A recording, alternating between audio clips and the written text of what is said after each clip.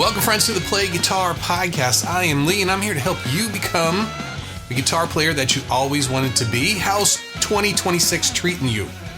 We're a few weeks in, 2 weeks in. How's it going? Are you getting all your goals, your New Year's goals taken care of? Have you been going to the gym? Have you been practicing guitar? I hope you've been practicing guitar. I have. And we're going to be talking about the big thing that's keeping this. You all know the thing that I hear the most is aimless guitar solos.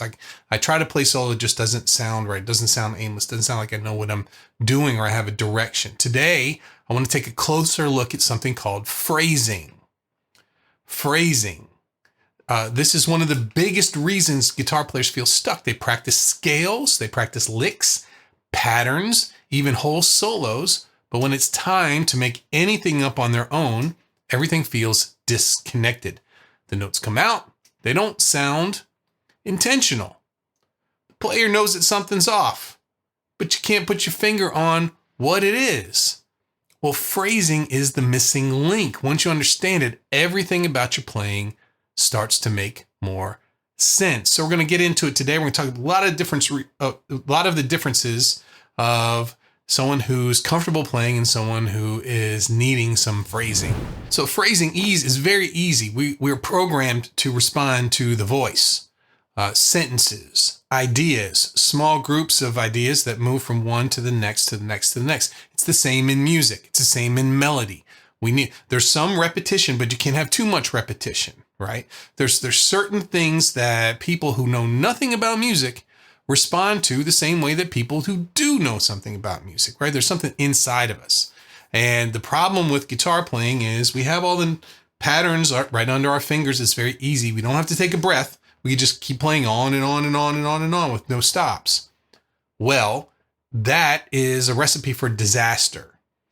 So phrasing is short ideas, or at least sectioned ideas with a little bit of a stop and some sort of punctuation, right? If you start to do that in your playing today, with the minimum amount of notes, you're going to change things for your playing forever.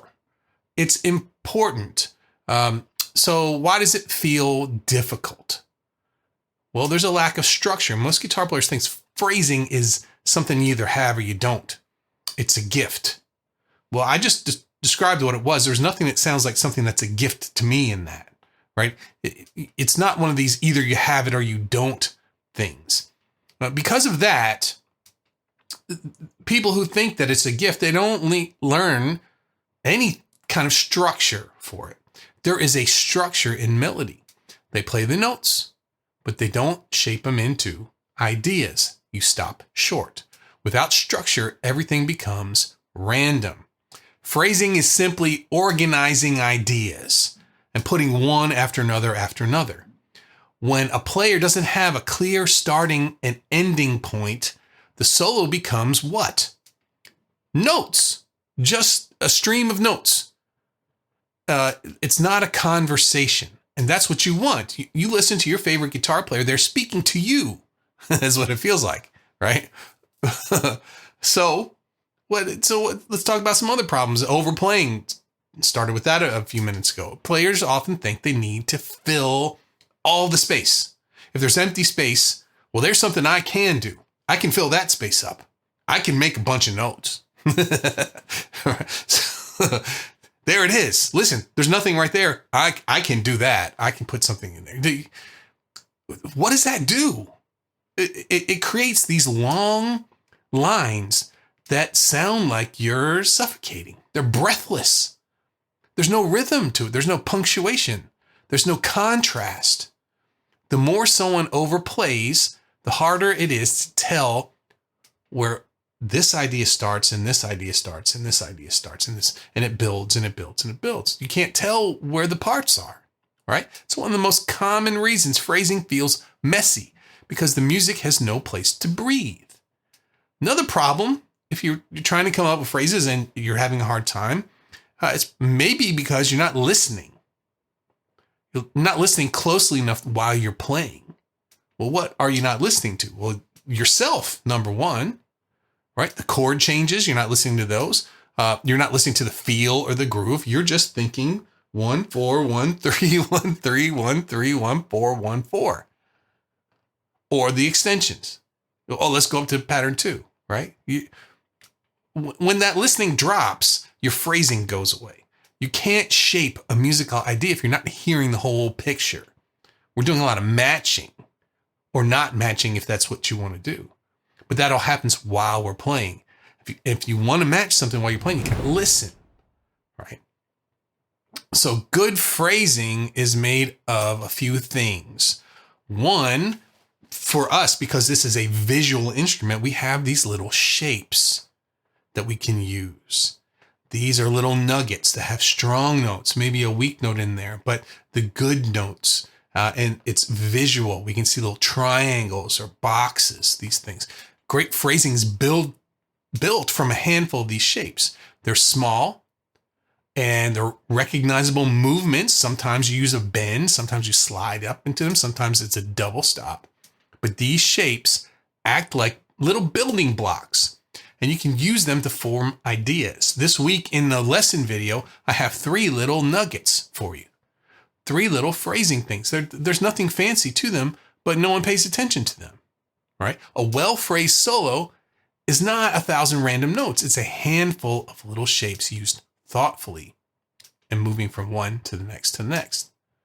There's another problem. And this is usually the problem for, I'm thinking about some people in particular, right? Notes are only half of the deal, right? The other half is what? Rhythm. When, how. This includes how long you're going to hold a note, where you're going to place it in the beat, right? How much space you leave around it. When you play short ideas with clear pauses, you start to sound what? Musical. Why? Because the listener can follow that. That's something they can wrap their head around. We all zone out after a little while, right? Okay, we got that, but as it keeps going and going and going, you're losing your audience. So paying attention to rhythm, using basic rhythms. You don't even need to use anything fancy, just something simple, but is actually a rhythm. Okay, what else the people don't use? They don't use expression. Okay, these are all part of phrasing. What does expression use? Vibrato, touch, bends of the guitar, dynamics, getting into the details of what you're trying to say. You might have a little phrasing shape. You might have the rhythm okay, right? But does it sound vocal? Because that's what works. You can say, well, I don't want to sound vocal. That's fine. But if you want people to listen to it, that's what those people are programmed to respond to. And part of singing and speaking is expression. We swoop up into notes. We growl into notes, right? Expression is what makes a simple phrase feel alive. It communicates. It's extra information in there. When you combine shapes, rhythm, and expression, your phrasing becomes natural. It sounds unforced, right? So how are we going to fix our phrasing right away? The number one thing you can do is limit the notes that you play. It's the fastest way to clean up phrasing. Limit yourself. Try 3 notes. Try to do a solo with 3 notes, at least 8 bars. When you have fewer note choices, you're forced to shape them better. And you start thinking in phrases instead of just these endless patterns.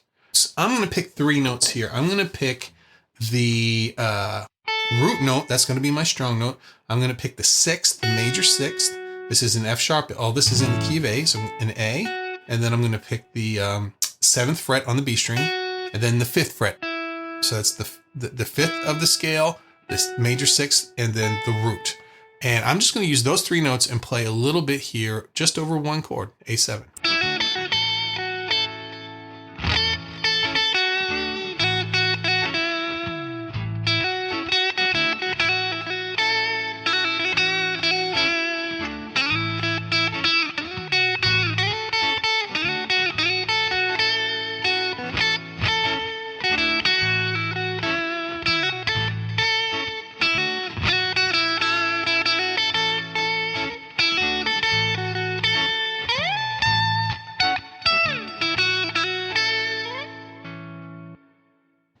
Okay, what did I do there? I was using expression. I was sliding into notes. I was hammering on, pulling off those things. I was making sure I was hitting the root note a good amount of time so that I had, separation in the phrases. I also at the end did some octaves. Played the same note, but up an octave high. That was a big deal, right? The solo was needing something at a point, because what you're going to do is you're going to have a little bit of a frustrating time coming up with ideas for those three notes, and you're going to have to start to get creative with that.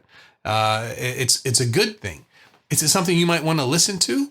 Maybe not, right? But if you can make those good, you can make anything good. Okay, so pick three notes. You could just pick box one. Make small, simple phrases. Make sure you're working on clarity and not speed and volume of notes. Repetition. That's another thing I did in that. I took a short idea and I repeated it. And then I varied one small part of it the next time. This is how melodies are built. In every single style of music, repetition creates something that people can latch onto. And varying it keeps it interesting. Players who use repetition, they sound more expressive. They sound more confident. The last thing that you could do to really work on this, get your phrasing together, is listening and call and response. Turn on a loop and play a short phrase and then answer it with another phrase.